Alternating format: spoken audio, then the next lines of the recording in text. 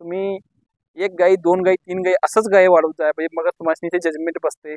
मग तुम्ही 100 करा किंवा 200 करा किंवा 500 करा अमेरिका टाईप, पण एक गाईपासून सुरुवात केलं पाहिजे.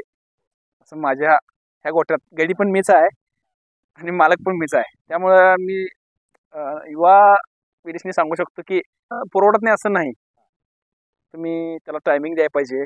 थोडा तुम्ही त्या स्ट्रगल पण करायला पाहिजे स्टार्टिंगला. माझा भाऊ आणि मी यात काम करतो. तुम्ही 10 गायरा आणून तुम्हाला त्यात काहीच नॉलेज नसताना तुम्ही 10 गायरा जर आणला गोट्यात 100% सक्सेस होत नाही. कारण की तुमचं 10 गायरा तुम्ही कव्हर करू शकत नाही एक टायमाला. तुम्ही एक गाई, दोन गाई, तीन गाई असंच गाई वाढवत जाय पाहिजे. मग तुम्हाला ते जजमेंट बसते. महागणपती कृषी मराठी यूट्यूब चॅनलमध्ये सर्व शेतकरी बांधवांना स्वागत आहे. मोकाशी डेअरी फार्म या डेअरी फार्ममध्ये आज आम्ही आहोत.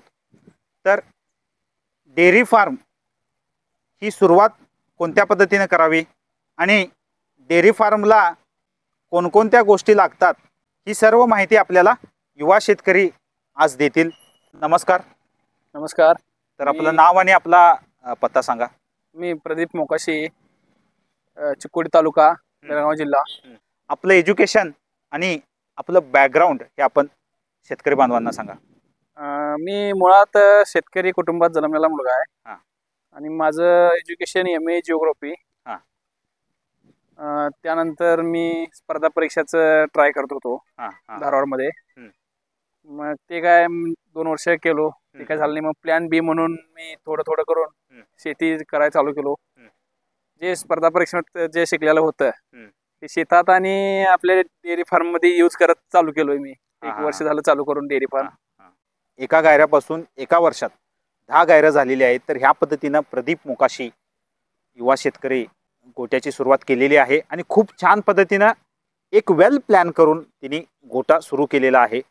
कमीत कमी गडी लागावेत, कमीत कमी गडीमध्ये आपण जास्तीत जास्त उत्पादन कसं घेता यावं ह्याचा विचार करून हे गोट्याची सुरुवात केलेली आहे. आता आपण बघूया त्यांचा गोटा कुठल्या पद्धतीनं आहे आणि कोणकोणते गोष्टी त्यांच्या गोट्यामध्ये स्पेशल आहेत हे आपण आता बघूया. या मी माझा गोटा दाखवतो.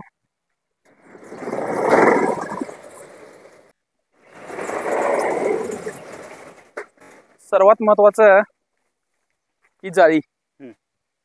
आत कुत्रे वगैरे येऊ नयेत म्हणून सिक्युरिटीसाठी जाळी आहे. आणि तिथून मी झाडं लावलेली आहेत. ही गारवा राहण्यासाठी झाडं लावलेली आहेत. आणि हे माझा बोरवेल आहे. याच्यातूनच माझं गोट्याला पाणी पुरवठा होतंय आणि शेतीला पण. हे असं आता झाडं लावलेली आहेत. अजून ग्रोथ मध्ये आहेत झाडं. ही मोठी झाली म्हणजे ही सावली गोट्यावर पडेल, त्यामुळे गोट्यात गारवा राहील. हे खूप महत्वाचं आहे ना. हे गारवा खूप महत्वाचा आहे. शेतकरी बांधवांना कसं आहे, जेवढं नॅचरल असेल तेवढं बरं. तुम्ही फॉगर ग्रीन लावल्यापेक्षा झाडाची सावली गोट्याला एक नंबर. तर ही ह्या पद्धतीने जाळी आहे. ही किती फूट आहे तरी अंदाजे? उंचीला एक 6 फूट आहे. 6 फूट.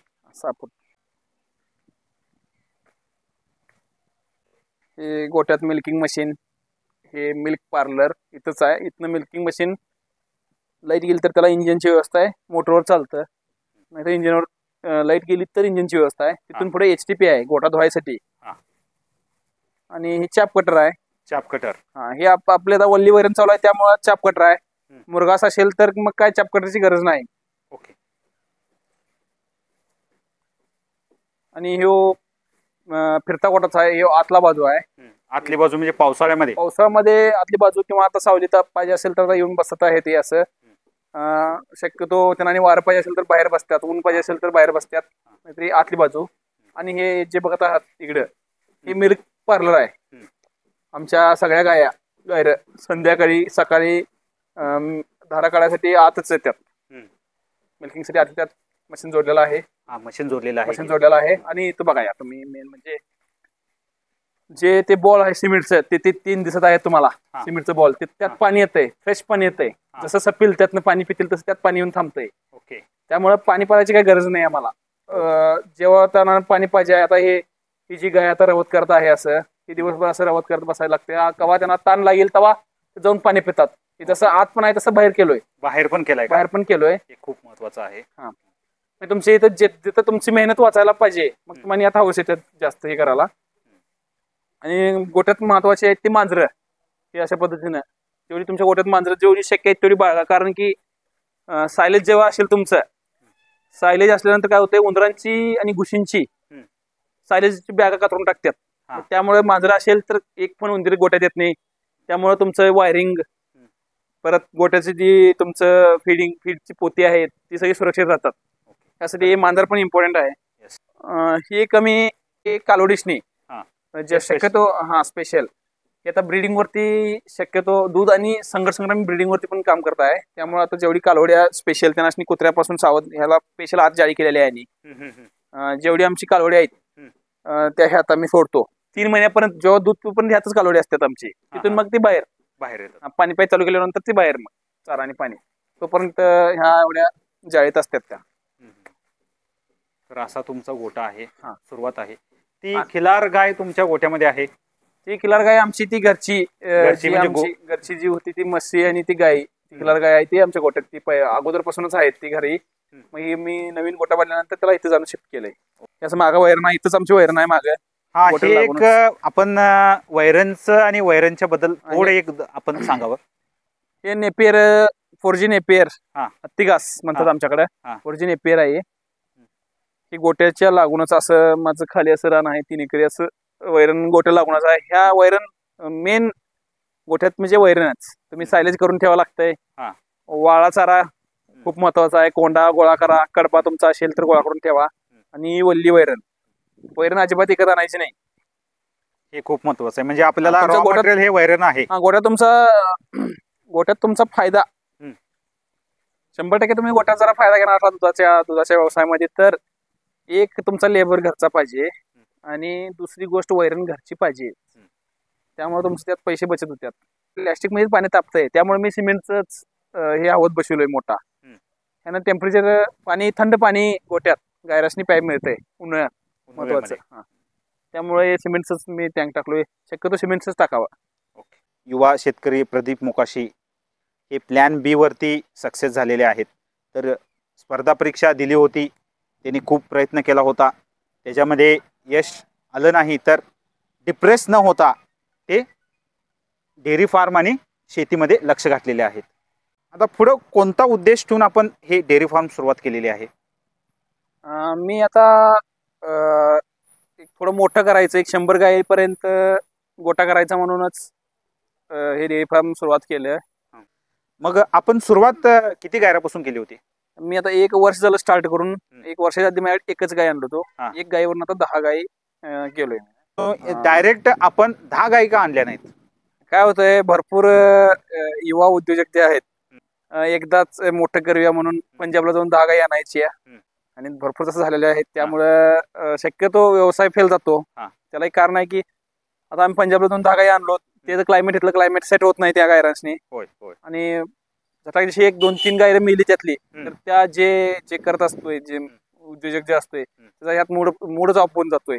तो फायनान्शियली तर वीक होतोयच, पण ते त्यातनं मूड होतोय, ऑफ होतोय, त्याचा मूड ऑफ होतोय. त्यामुळे त्याचं पुढचं चाल तिची तिथेच बंद पडत्या. त्यामुळे भरपूर गोट्या माझ्या डोळ्यासमोर भरपूर गोट्या असं फेल गेलेला आहेत. त्यामुळे मी एकच गायीपासून सुरुवात केली. 1 गायी आणा तुम्ही. तुमच्या नियोजन तुमचं काय, तुमच्याकडे काही नियोजनचं काय ताकद आहे ते तुमचं 1 गायीवर दाखवा अगोदर. तिथून तुम्ही सुरुवात करा, थोडी. त्यात काय तुम्ही बदल करू शकता, त्याचं वैरण पाणी त्याला कसं देऊ शकता ते तुम्ही अभ्यास करा थोडे दिवस. मग तुम्ही गायी थोडं वाढवत जावा. आपल्या शिक्षणाचा वापर, पुरेपूर वापर युवा शेतकरी केलेले आहेत. तर ते शिक्षण असल्यामुळे, त्यांचा अभ्यास असल्यामुळे त्यांनी गोटा सुरू करण्यापूर्वी 1 गायीपासून गोटा सुरू केलेला आहे.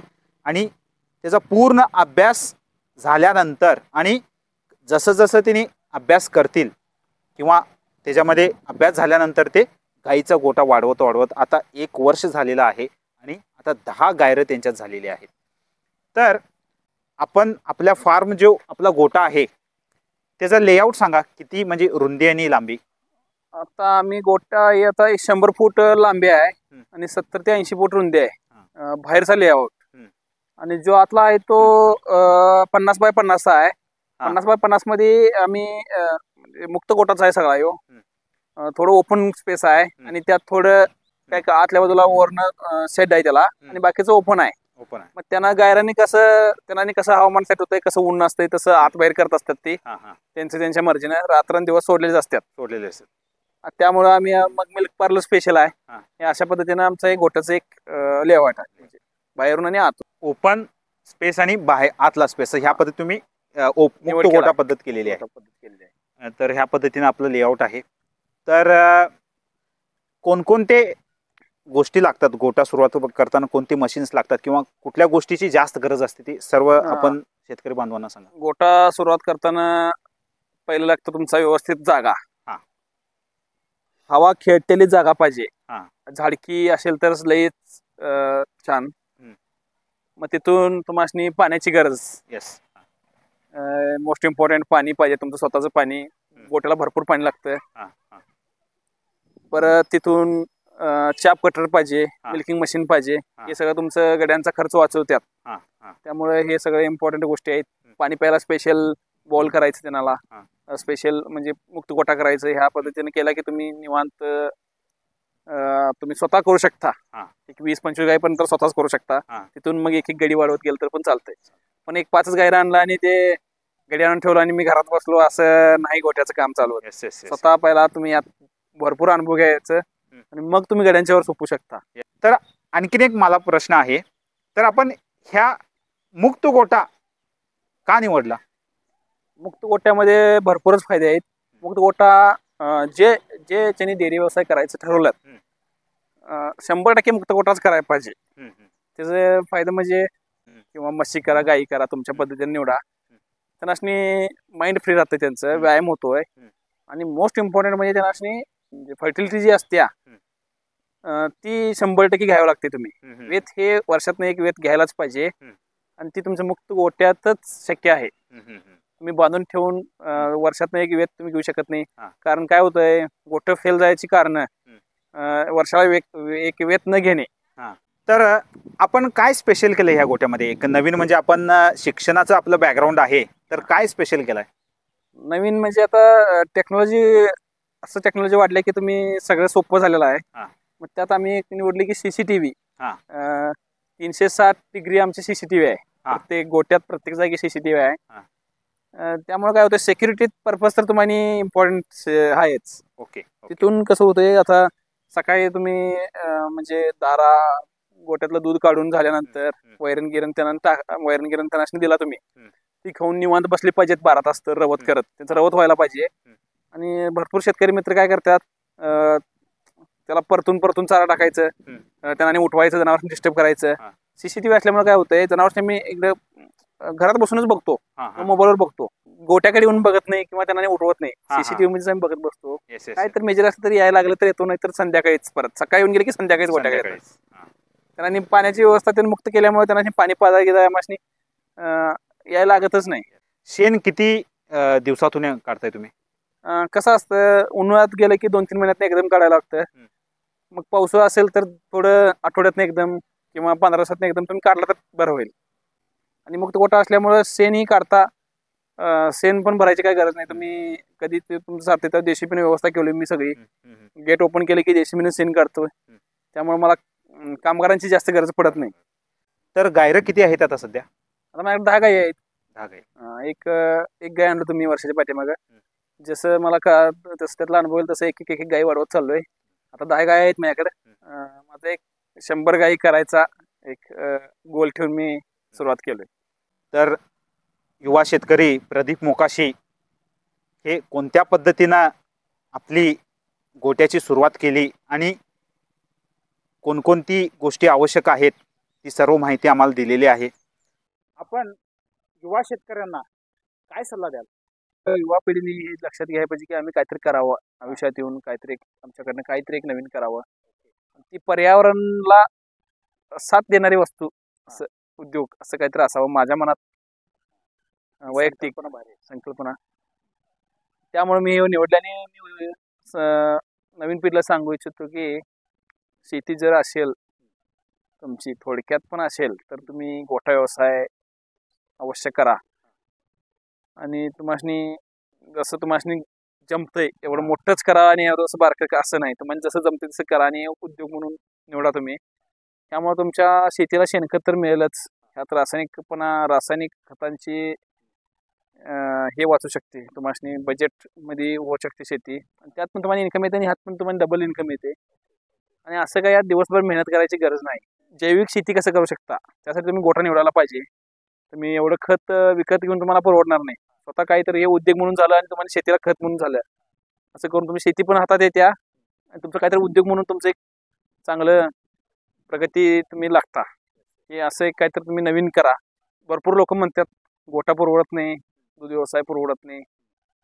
असं काही नाही की आम्ही स्वतःहून करावं लागतं यात थोडं असताना मग लगेच ते परवडत नाही असं काही नाही.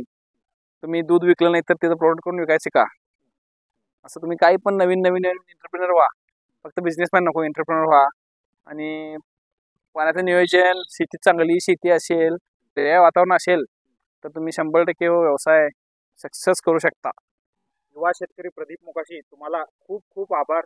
आणि आपण आपला अमूल्य वेळ आम्हाला देऊन आणि गोट्यामधील सर्व माहिती शेतकरी बांधवांपर्यंत आपण दिलेली आहे.